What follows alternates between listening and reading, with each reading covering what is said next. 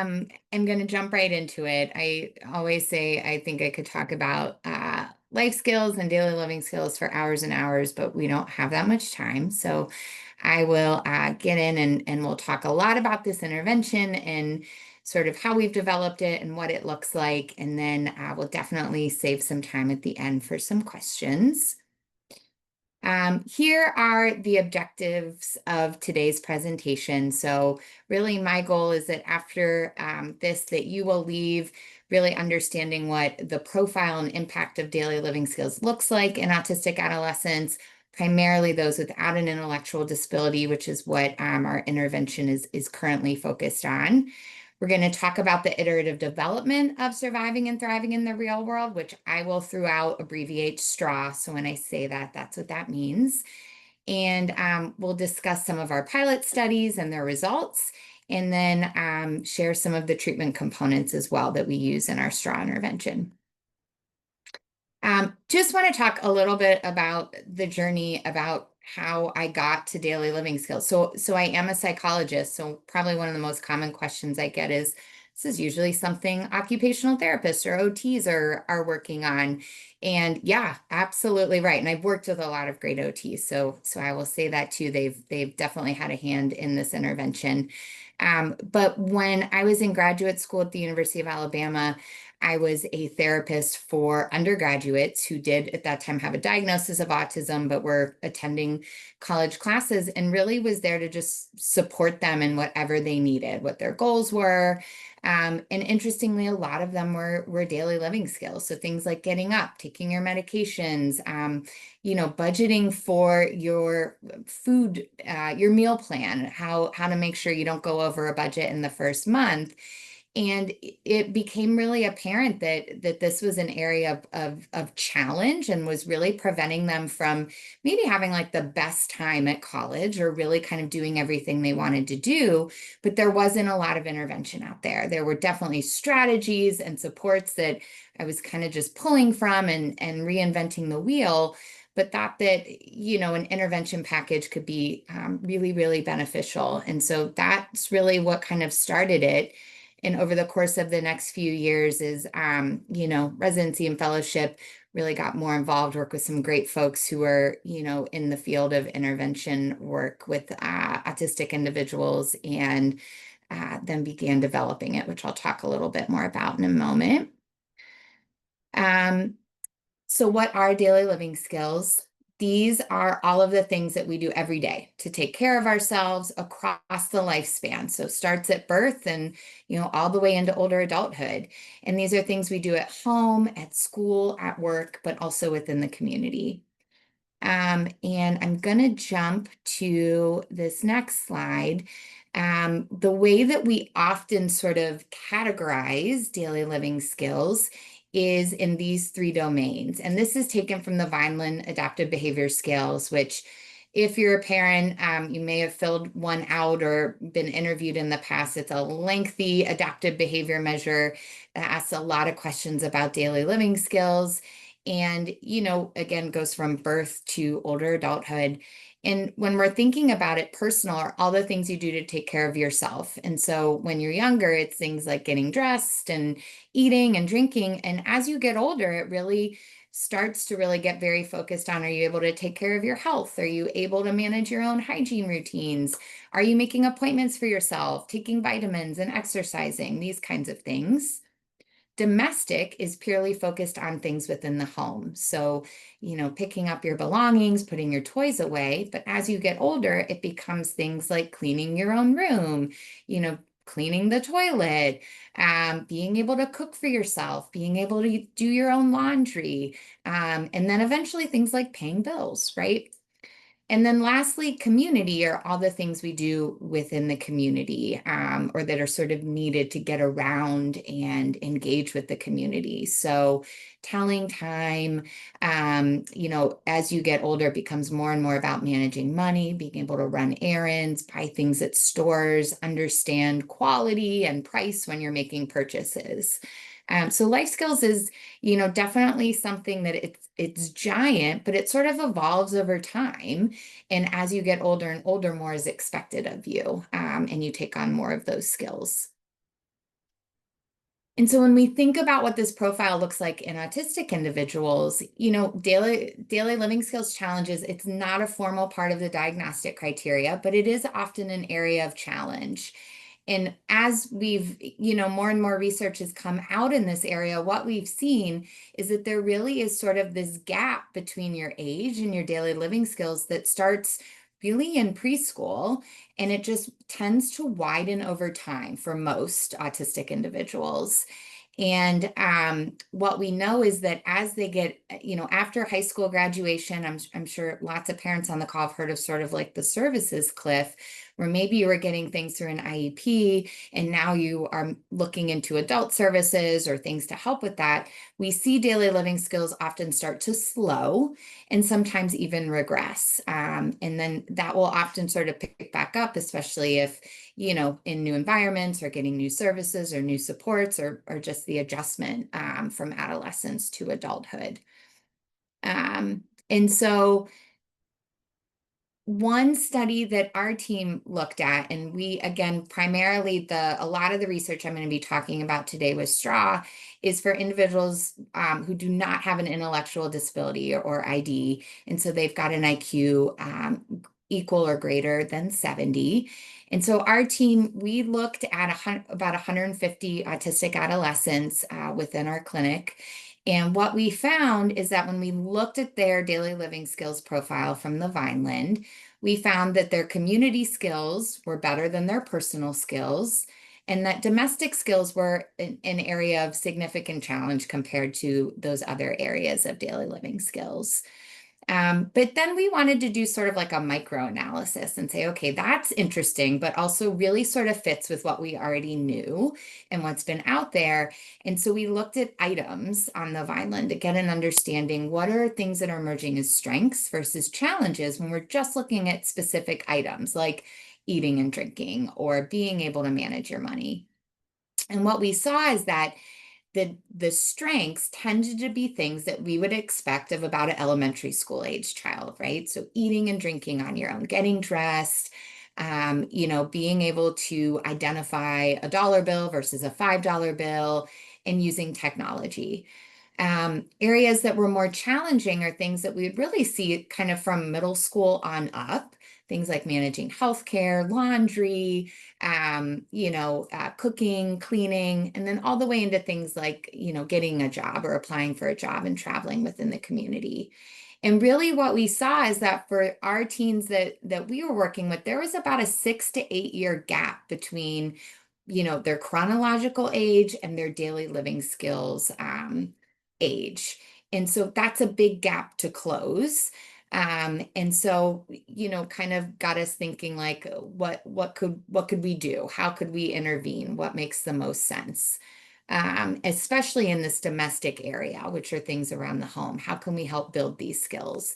Because again, while daily living skills aren't sort of a, diagnostic criteria, we do know a lot about strategies and supports that build these skills. And often it's just teaching them and practicing them. And then there are things that can be often mastered oftentimes pretty quickly. And then, why might there be daily living skills challenges? And there's a lot of research that has been done on this. These citations down there are just a few, but these are some of the factors that we know can really impact whether, how daily living skills affect an individual, how they're developing them, why they might be challenged. And so things like impaired social communication skills, so understanding expectations, being able to ask for help. Those are things that we'll often see that's, kind of specific to autism symptomatology, but may also impact daily living skills.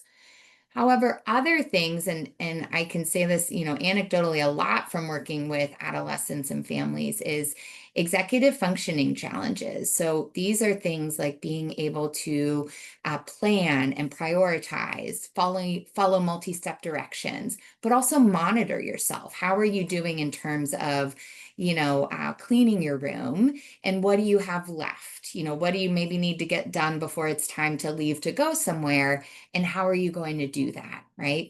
That can be, a pretty significant challenge.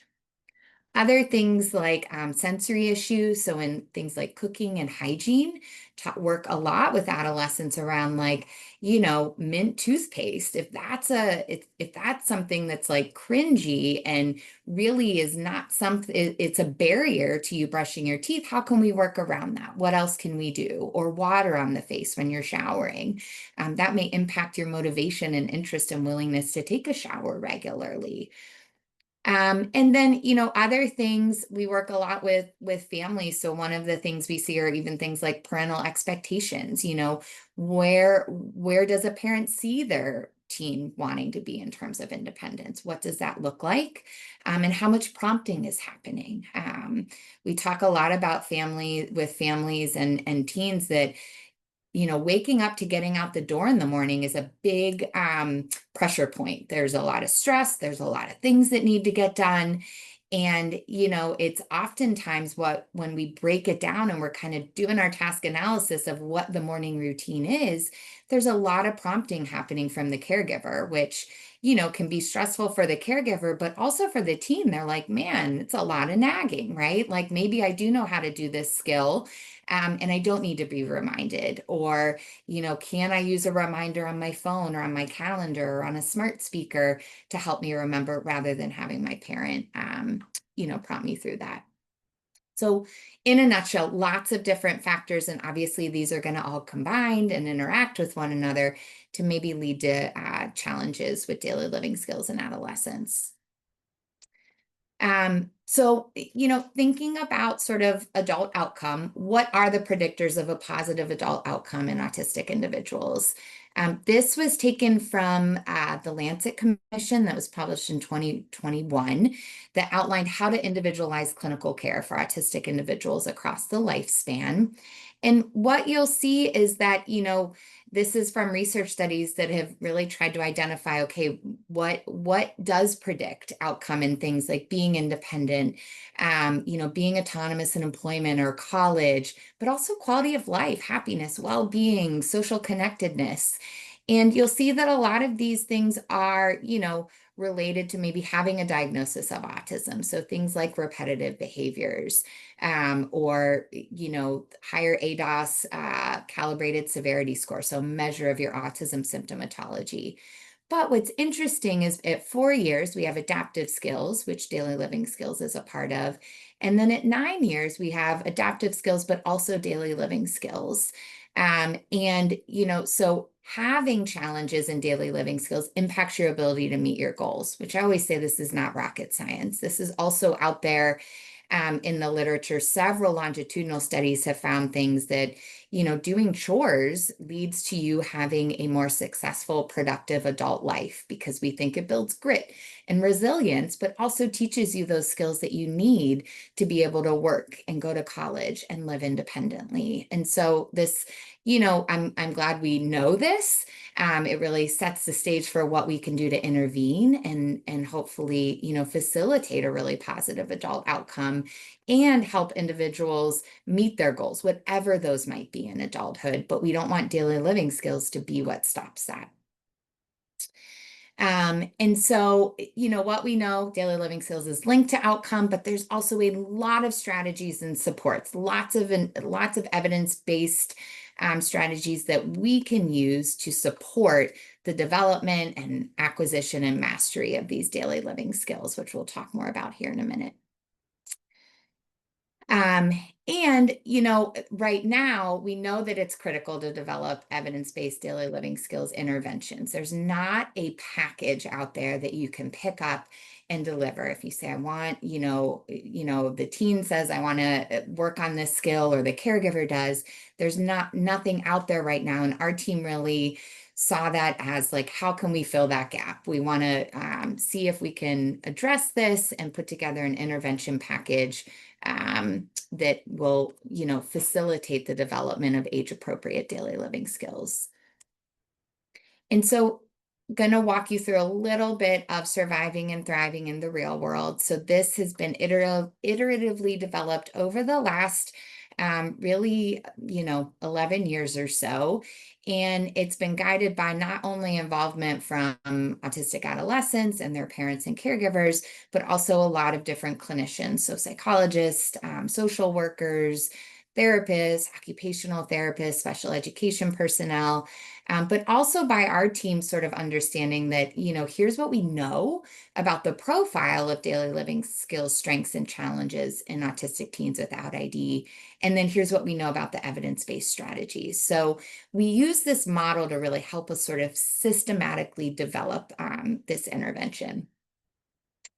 And want to talk a little bit about what STRW looks like. So I'm going to talk in a bit here about the research that we've done on it and what that's shown. But I think it's always maybe helpful to paint a picture of what STRW looks like before we talk about that, and then that will make even more sense. And so we do have a website, and all of this information is also on our website. So it's strw.org. And this is what STRW looks like now after many, many, many, many refinements. I joke that I can never stop refining. It's just like in me now. When we get feedback from a teen about how to do something differently or better, I take that very seriously and want to incorporate that if at all possible to really individualize it. But our core content for STRW, what we focus on, we've got a pre-STRW session in which we are preparing the adolescent and the teen for working on this. And so, daily living skills are not necessarily the most fun thing to work on. And, I don't know about you, but if, someone would do my dishes for me or do my laundry for me, I'd be kind of fine with that.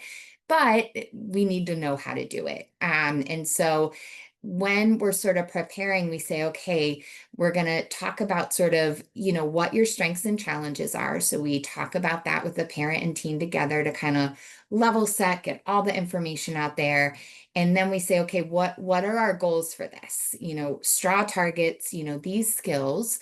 Teen, tell us what your goal would be for that. What do you think? Caregiver, what do you think? And in that way, we're hopefully really trying to understand the caregiver and teen, where they're coming from, their dynamic, but also, using some motivational interviewing to prepare for treatment and figure out what's going to be rewarding and building buy-in for both the caregiver and teen, who will be doing, putting in quite a bit of time and energy and work over the course of the intervention. And then the main skills that we hit. So we work on hygiene and self-care. And we do that mostly through the morning routine. So what needs to happen between waking up on your own and getting out the door for school or whatever that might look like. And that there's a lot of self-care things that happen there. And so we work on tweaking that. And then sometimes we even get to work on the nighttime routine later on in the intervention too. Then we hit a lot of domestic skills. So we do cleaning one's bedroom, doing laundry, and then cooking in the microwave, the stove, and the oven. And then air fryers emerging is one that we have also adapted and individualized, because that is a popular one that a lot of families and teens like to use. And then as sort of our bridge to talking about money management, we talk about grocery shopping and how the teen can be more involved in maybe picking out the items or adding them to the grocery list, the things they pack in their lunch or the things that, they eat on a regular basis, or helping at the grocery store, online orders, before we do spending, saving, and budgeting. And then we graduate. So STRW right now is a 15-week intervention, and those are the pieces that we cover.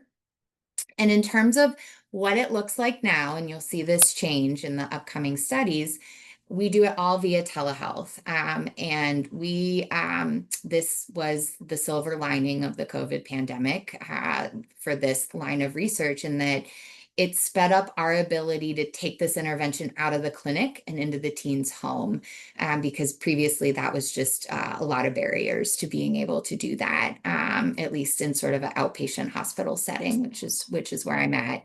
And so Straw is delivered, via Zoom, HIPAA compliant Zoom.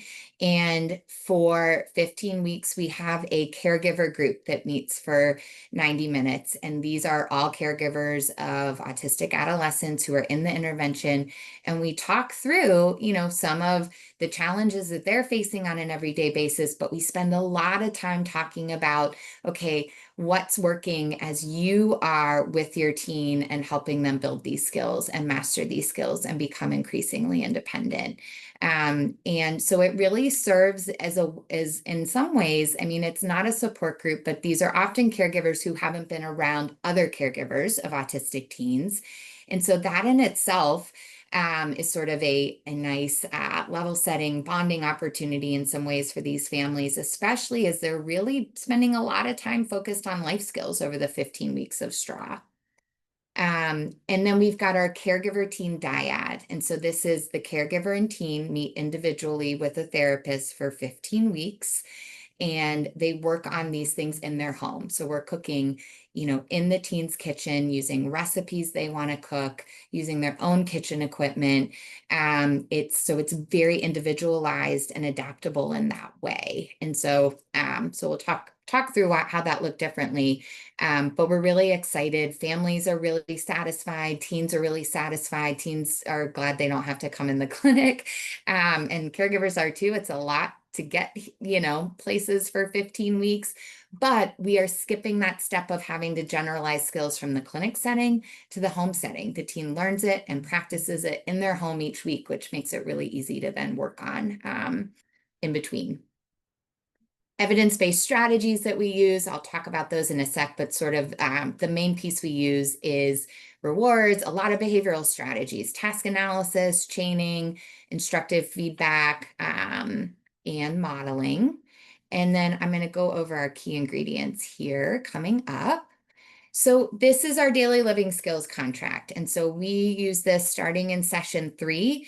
And what it does is it just helps us really specify, okay, what goal is the team working on this week? What are the very specific expectations that they need to do to meet that goal? And then what is the reward for meeting that goal? And so STRW is an intervention that does, use reinforcement to build these skills, and then we slowly fade them back. And so we talk a lot about that in the caregiver group, but also in the dyad, especially once the intervention comes to a close, that, eventually it's just an expectation that you've got to get ready in the morning. And for, many of us, we talk a lot about in adulting, that a lot of times it's like, gosh, if I get my morning routine done early, I've got like 10 minutes of extra time. And maybe I'm, catching up on something. Maybe I'm getting on social media, whatever it is that's rewarding to me. And so we really start kind of transferring those to be more self-rewards. And some teens will do that from the get-go, but a lot of teens need that extrinsic motivation of a tangible reward.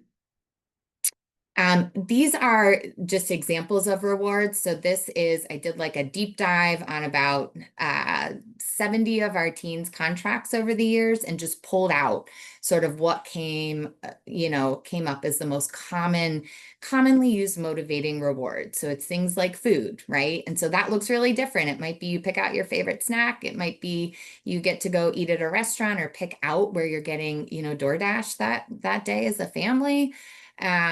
It might be spending time with friends, outings, and extra privileges. And so we give this to families and teens so they can be thinking about that too when they're developing their contract. We use a learn, watch, practice, do, which this is not ours. This is just, sort of how we teach each skill is that we're going to learn how to do it. We're going to watch if needed. For not every skill does the team need to have a caregiver model it or have the therapist model any pieces of it, but that can be a really important step. And then we have them practice.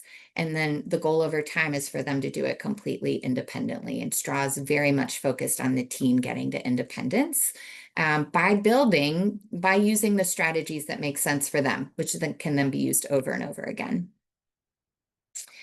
Another strategy that we use a lot of in just about every session is a task analysis, which, some of you are probably familiar with that term. But really, a task analysis is taking any skill and breaking it down into its component parts. And that looks really different for everyone. So if I had you do a task analysis for cleaning your bedroom, yours is probably going to look different from mine. There'll definitely be some similarities, but yours may be more detailed. Maybe I combine steps. And so this is something we do when we're working on laundry, morning routine, cleaning room. A recipe is a task analysis, so we talk about that. So we use it throughout the intervention as a way to easily turn something into a checklist and make sure that you did everything. I'm going to show you a couple things from just an example session. So I'm going to go through this kind of quickly. This is from our session 7, where we're cooking in the oven. So again, we're in the teen's home, in their kitchen with their caregiver, and we are cooking a recipe in the oven that they've chosen. This can sometimes be an anxiety-provoking session, the oven, for some teens. So the caregiver group is where we talk about things like that. And we can say, hey, mom, tell us about their experience cooking in the oven. How has that been? And we might talk about, strategies or things that they can do in advance to prepare. Like, do we need to get bigger pot holders as they're pulling things out? Do we need to practice taking things out in the oven to just get comfortable with that, right? We might address some of those things in the caregiver group and also in the dyad. We use a visual schedule. So what I'm going through right now is what we would do in the dyad session. And so we use a schedule so the caregiver and teen know what we're doing. Every dyad session is 60 minutes long. And we kick off each session after the schedule with doing what we call a real world practice check-in. And so for every goal on the contract, we check in, talk about how it's going, what went well, how did they do, did they earn their reward? That's really important for the teens, because a lot of teens will say, sometimes I earn rewards and I don't get them. So we are the therapist is often that accountability to say, hey, mom, if he earned that reward, you've got to give that to him. What's the plan for that? And we talk through that. And then we do typically instruction. And so this is the learn part where for the stovetop one, we talk about also mixing and measuring ingredients. So we talk about what dry measuring cups are. We have the teen find the dry measuring cups in their kitchen, and we talk about those. We do some practice. Oftentimes the recipe that they're cooking involves measuring ingredients. So maybe they're making cookies or brownies, and so they can even practice doing that as we're doing this learning. And then we also do some learning around what is the oven, right? What are all of these buttons on the oven? What do they do? And we look at their oven and we walk through it. And the teen might know some buttons, but maybe the caregiver then jumps in and talks about, oh, well, the broil button is used for this, right? Or here's how you use the timer on the oven if you wanted to use that. Talk about common oven cooking supplies and have the team find where they are in their kitchen. And then this is a figure that everyone becomes really, really familiar with, because right before we develop the contract each week, we say, okay, we're going to pause for a second, and we want to take these 4 things into account. As we're building daily living skills goal, teen, are we thinking about you, your strengths, your challenges, your learning style?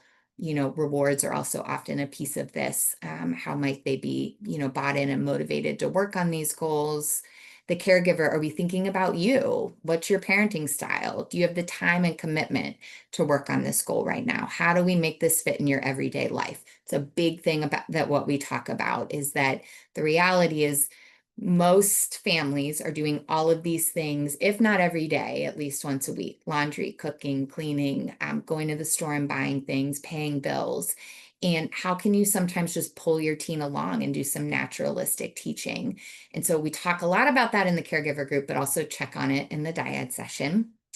Talk about what evidence-based strategies we might use to meet the daily living skills goal. And this is something we cover in sessions 1 and 2, just things, and this is from James Clear's Atomic Habits book, which I absolutely love, and a lot of our families really love, that just this idea, if you make a goal obvious, attractive, easy, and satisfying, you are more likely to achieve that goal. And so we just check in on that.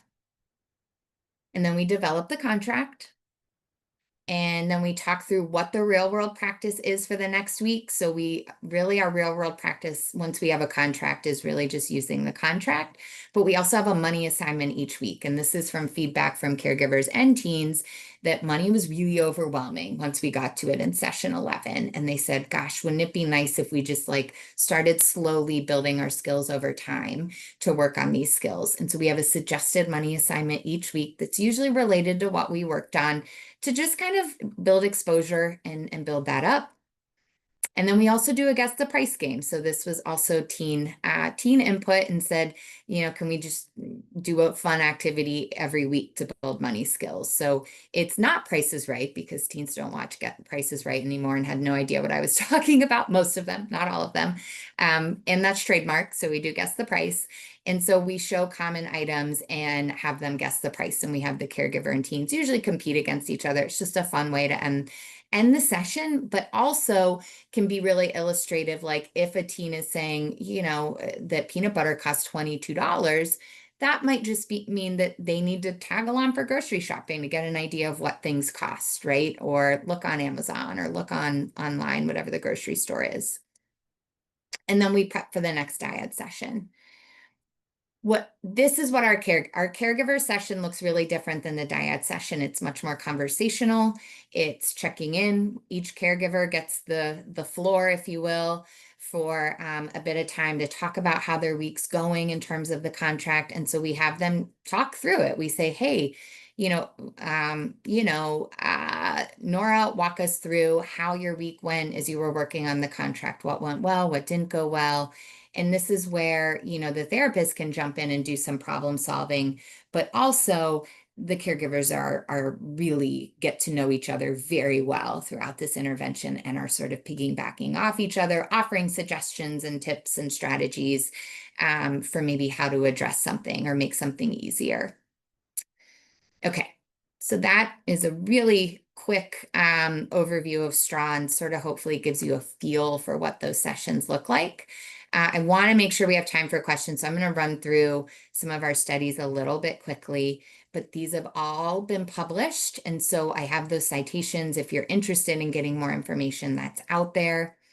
And so the first study that we did was just with 17s. And so this was in the clinic setting. We just wanted to get an understanding really of, what this intervention would look like and whether we saw any movement.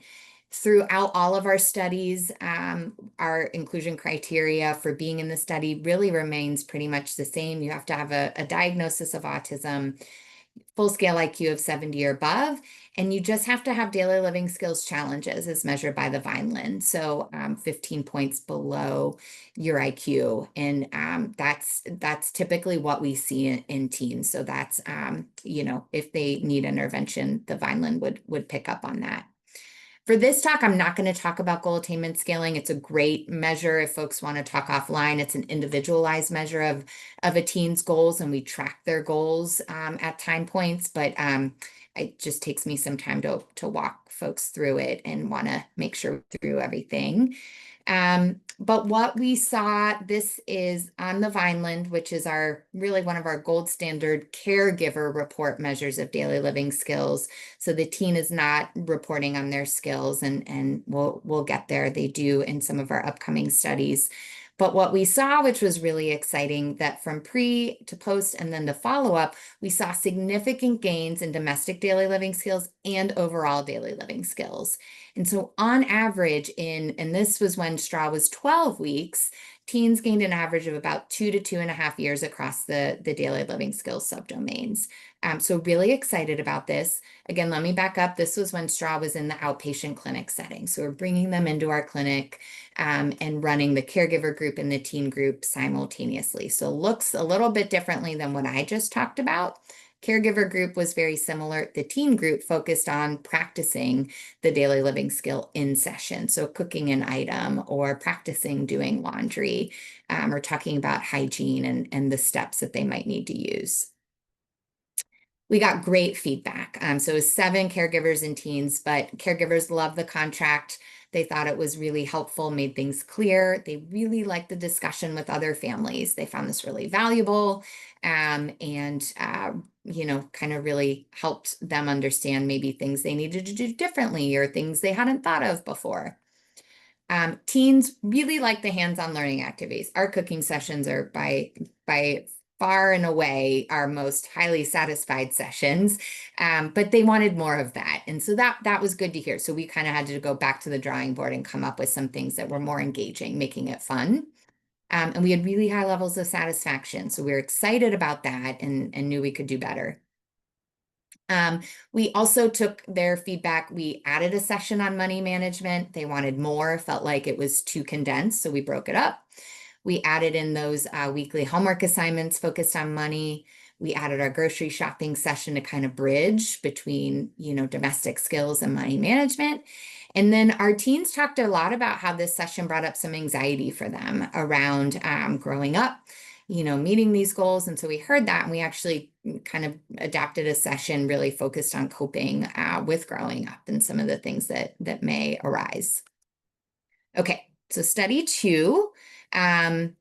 This study, what we did is we used a waitlist control. So we had a total of 12 teens, 6 got randomized to straw, and 6 were in a waitlist control group, which means they just had to wait. And then if they wanted to, they could receive the intervention after the treatment group had completed it. Our inclusion criteria was the same, and this was in the outpatient setting. And what we saw very similar. So this is now a 15-week intervention. We saw that our teens gained about 2 to 3 years of daily living skills over the course of the intervention, while those in the waitlist control group did not show improvement. So they stayed the same. So that intervention really moved the mark in terms of daily living skills. This is another way of looking at it. These are their raw scores on the Vineland domains of personal, domestic, and community, and just show, especially for our waitlist, you'll see that at post waitlist, there wasn't any progress, and we see, gains once they received the intervention and then at a 6-month follow-up. And again, pretty consistent, and we saw about 2 to 3.5 years of gains across, which we're excited about. We're sort of closing that gap of anywhere from 6 to 8 years that a lot of our teens have. Just another way of showing it, when we combine the sample, we see that they really are closing that gap, and that they actually their mean score was in the average range in terms of daily living skills at the 6-month follow-up. So really excited to see that. And then just our conclusions, we were really thrilled that maybe our increased emphasis on money moved the marker on the community subdomain. So it led to some nice improvements, and we were seeing continued skill development at 6-month follow-up. We weren't seeing regression of skills. We were either seeing them maintain their skills and some even improve, which is what we wanted. Modifications. We added that session on coping and ended up removing a specific session and instead just incorporate that throughout STRW. And got a lot of feedback from caregivers and teens that seemed a little bit more to flow better, to make more sense, to kind of address it as needed as opposed to calling so much attention to it. I think it maybe actually increased anxiety in a couple of our teens. And then teens wanted more interactive, and we got some ideas about maybe how to do that. So we took those. Okay. The next 2 studies I'm going to talk about are our pilot RCTs, or randomized clinical trials. And the previous 2 studies were done with internal funding here at Cincinnati Children's. These 2 studies, one was through NIH, the other was through the Department of Defense. At this point, this is what STRW looks like. So it's a 14-week intervention, and we're still in the outpatient setting. We've got concurrent adolescent and caregiver groups. Here's our criteria, which is the same as it has been. Main difference now is that when folks come to us, we're either randomizing them to receive STRW or an active control group or active comparison, which we chose the peer social skills intervention, with the thought being that a lot of teens come and would maybe benefit and be interested in a social skills intervention, but social skills, isn't necessarily targeting daily living skills in the same way STRW is not directly targeting social skills. and they are both similar in terms of length and have a concurrent parent group and teen group. These were our aims, so we just want to make sure straw's working compared to an active control group. And then we heard and we recognized that it was definitely an oversight on our part that we weren't getting self-report from teens on daily living skills. The Vineland, despite it being in some ways a sort of gold standard, very commonly used measure of daily living skills, does not have a self-report. So we use the ABAS, Adaptive Behavior Assessment System, to get at that, as well as some other things like daily phone diaries, direct behavioral observation, and make sure we were doing a comprehensive measurement of this. However, COVID happened, and COVID happened about 6 months into both of these studies. And so we pivoted really quickly. And so in March 2020, we had by that point, 44 participants who had received or were in the middle of receiving in-person groups. And we pivoted and decided to run telehealth groups for the duration of both RCTs. So that meant all in all, about a third received in-person, 2/3 received telehealth. And what the transition looked like is what I was speaking about earlier, and that we had our 90-minute caregiver group via Zoom that looked very similar to the in-person caregiver group. And then we had the teen caregiver team dyad session. So obviously different from that adolescent group session, but the content was very similar. This did allow for more individualization and address sort of the generalization issue. But we got to conduct sessions in the teens' home, which was just really cool. And we saw the benefits of that, almost immediately, that really took out an extra step. And we just got to see families in their home together, which was a nice piece of clinical information as we're working on building goals and tweaking them. Okay, I'm going to go through these also kind of quickly. Sorry, I always have a hard time not talking too much about all of this. So the study that we did, and this is with our 9th and 10th graders, we had a total of 48 that we ended up analyzing their data. This is what they looked like in terms of demographics. So we did have, pretty representative sample in terms of, sex at birth with males and females. Definitely need to, in future studies, we're really recruiting a more diverse sample. It was a mostly white sample. But what we saw, which again sort of mirrors our other studies, is that those who received STRW compared to those who received our control group made significantly more gains on the daily living skills domain and the domestic subdomain. And again, STRW really targets a lot of domestic skills. So that makes a lot of sense. And what we saw is that they, made an improved score of, rounding up about 38 points, which, translates to, them gaining a significant, when we're talking about standard scores, that they went from an average score of 65 at baseline to an average score of 83 at post-treatment. So almost in that average range of 85. The other result that I want to highlight, and this is in the works of being published, so it's not out there yet, is we did look at the ABAS, which looks at our self-report for the teens. And what's really cool here and makes so much practical, intuitive sense is that, so teens, and the ABAS is telling us the same story as the Vineland, that overall daily living skills made significant progress compared to those in the control group, especially in home living, which is our domestic domain. But what teens are telling us, and which we've never been able to show in using the Vineland, is that they're making significant gains in self-care on hygiene, which makes sense in that a lot of these things teens are doing in private. Caregivers aren't necessarily watching them put deodorant on or watching them brush their teeth every time or wash their face.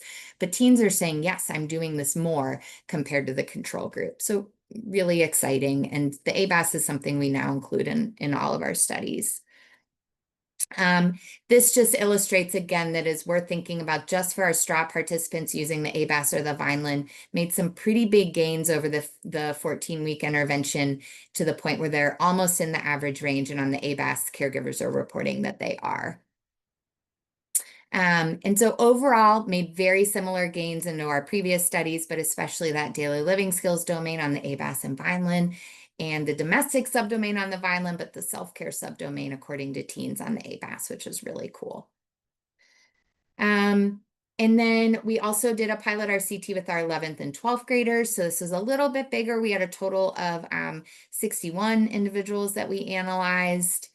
And again, had a pretty significant male and female. We had a lot of females participate and a little bit more of a diverse sample for our 11th and 12th graders. And then saw very similar sort of parallel results in that our STRW participants made significantly more gains on daily living skills domain compared to the control group, especially on their domestic subdomain. So made more gains than our active control group. And made that gain was equal to about 2 to 3 years of skill, where our 9th and 10th graders similarly made about 2.5 to 4 years of gains on daily living skills. And so what our overall conclusions are is that, STRW, it shows promise at targeting daily living skills. We're excited about that. We're excited about using telehealth because we think that that is actually going to allow us to reach more people, recruit more diverse individuals as well, because it is a big burden to have to come down to our hospital and commit to doing that for 15 weeks. But teens are making big gains, especially in the domestic subdomain, that they are continuing to maintain or improve upon at 6 months. And that paper is coming out shortly.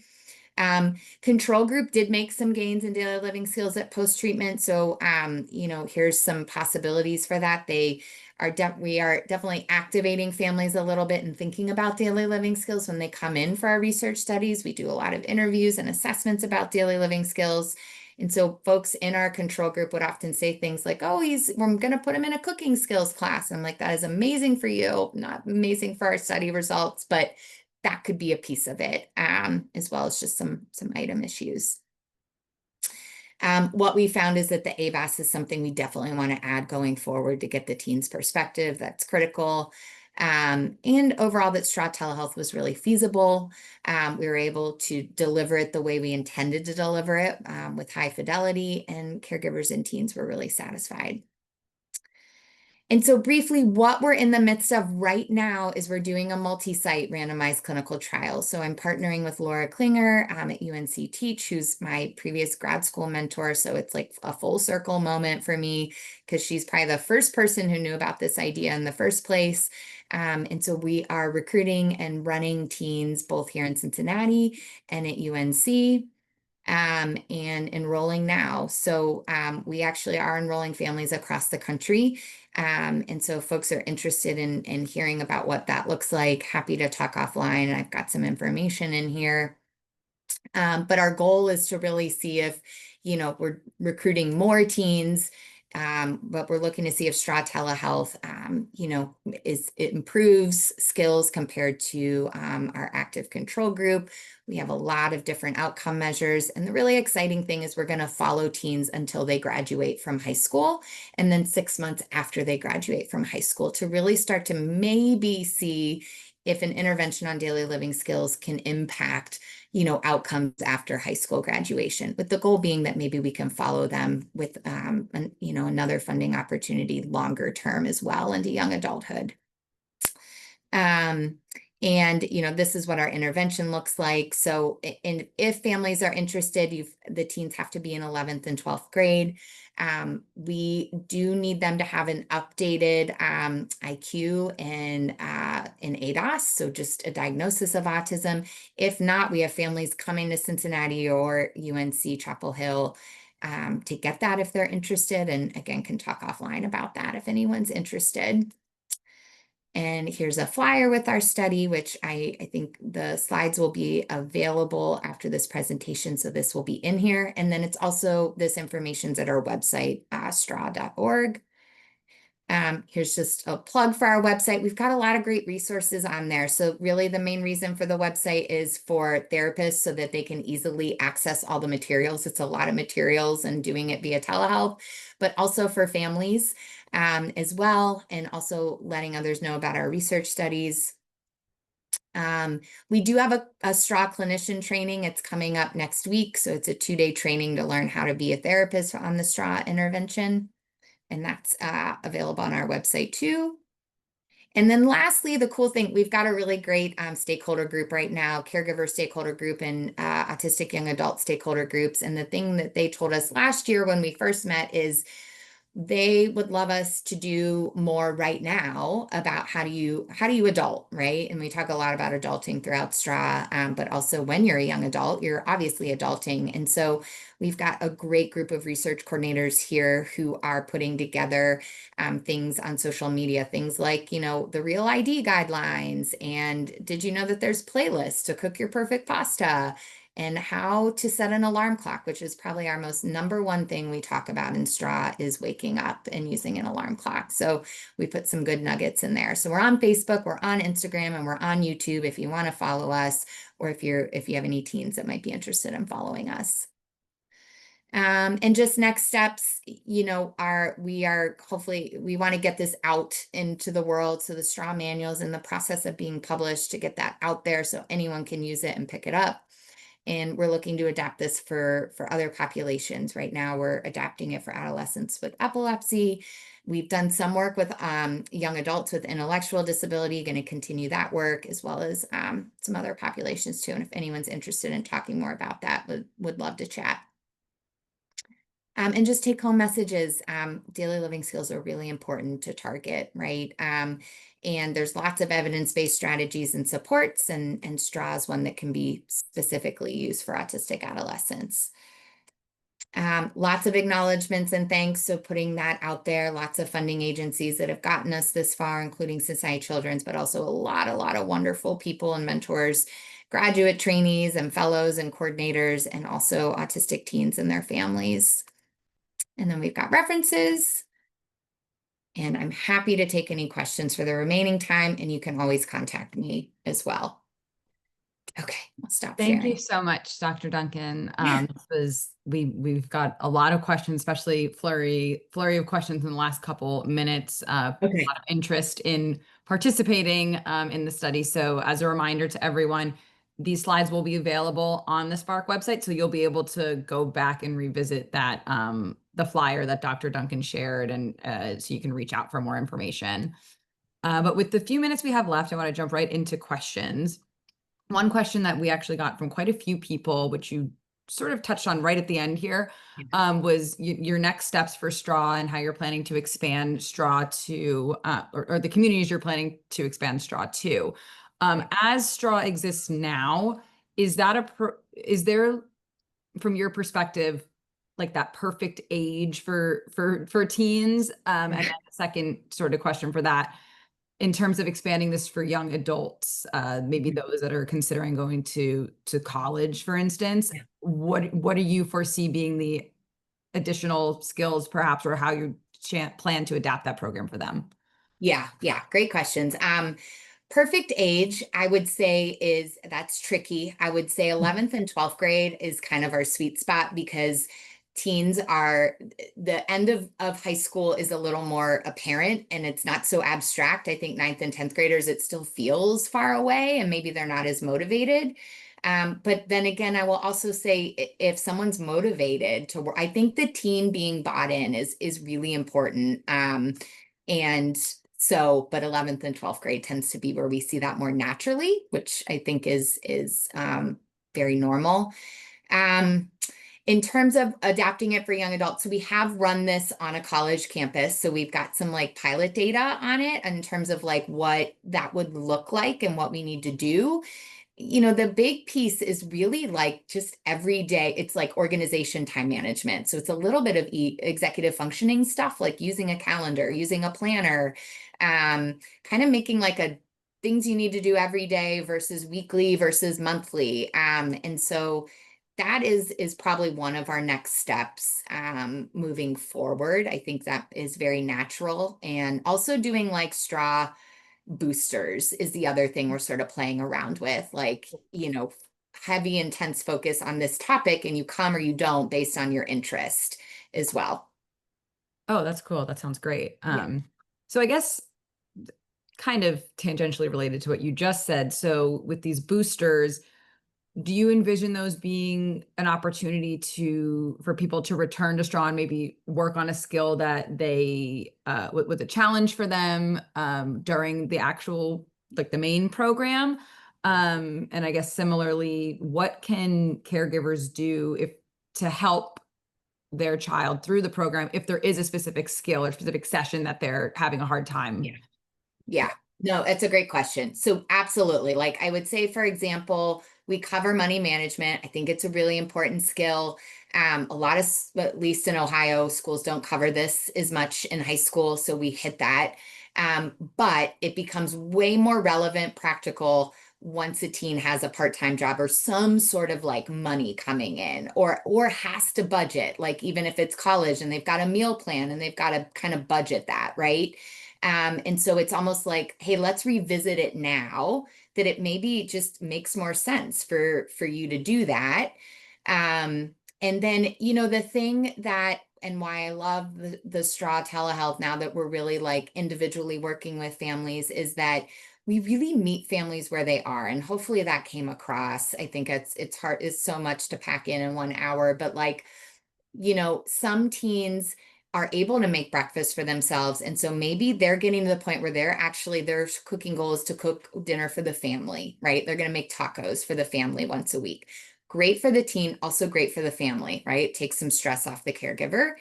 Other teens have never done anything. And so their goal might be that every morning you are just making your own breakfast, whether that's a frozen waffle in the toaster, whether that's cereal, whether that's oatmeal. And that's where we want to get you, right? And then we're going to kind of work our way up. But we meet them where they're at, but also what's doable. Like how we want to make sure the team's set up for success in terms of the caregiver supporting them. So is the caregiver there in the morning? Like, so maybe a morning cooking goal isn't the right thing. Maybe it needs to be in the evening so they can provide feedback and support. Um, and so the dyad session really lets us dig into that a little bit, or like I feel like I could write a book on how families do laundry, like seriously, right? But it's like, let's figure out what makes sense for you and how your team can help, as opposed to just saying like, we want you to do your laundry start to finish. Maybe it's they start switching the load at first and then we work them up. Great. And then I think just lastly, a question that came in from a couple people, specifically on Facebook. I know we're sort of at the top of the hour here, but for anyone who's interested in this, is there a cost involved? What does that look like in terms of, Oh, being in the program? Yeah. Oh, well, for the research study, no, there is no cost.